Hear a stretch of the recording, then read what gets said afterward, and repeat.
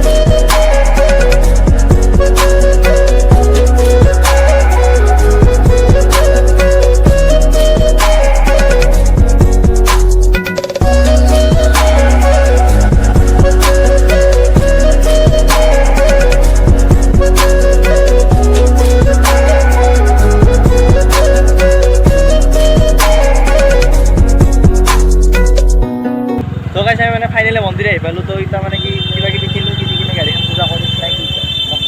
তো মানে বৰ্তমান আমি সেৱা কৰি আছো মানে গোটাকাটা মন্দিৰতে মানে কি আৰু মানে আমাৰ মানে যিটো পূজাৰী তো মানে কিবা গাড়ী কিবা কৰি আছে আৰু মুঠতে আমাৰ বিজি হৈ আছে তো বৰ্তমান মানে আমাৰ পিছত আমাৰ গাড়ীখন পূজা কৰিব পূজা কৰা যায় আপোনালোকক দেখুৱাই আছো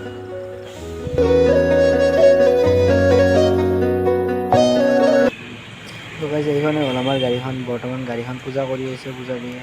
তো পূজা কৰা হোৱাৰ পিছত মানে আমি ঘৰলৈ যাম আৰু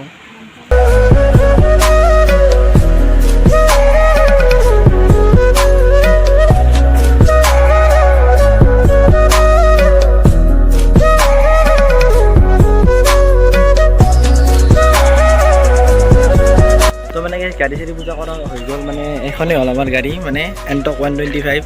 বাই গাইজ বেলেগৰ কাৰণে স্কুটি হ'লে আমাৰ কাৰণে এখন চুপাৰ বাইক গাইজ কি নহয়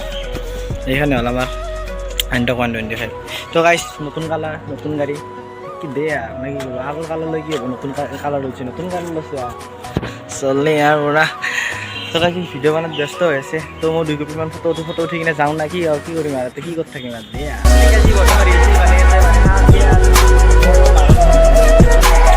ভাল হোৱা নাই তো মানুহে পোৱা নাই না গাড়ী আজিকালি কিবা হৈছে